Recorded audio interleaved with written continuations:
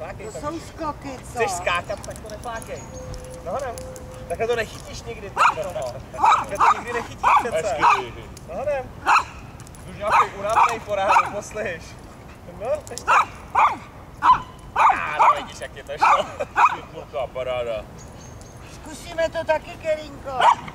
Ale to by bylo, že by držela míček a lítala by si.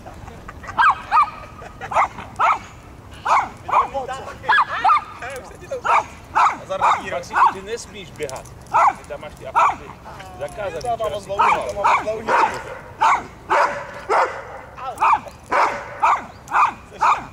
Máš zmáknutý, vej. Maxíka. Jasně, to je super, výborně, děkuju.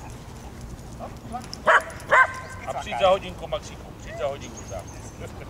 Nebo za 10 minut. Tak si hraj, no.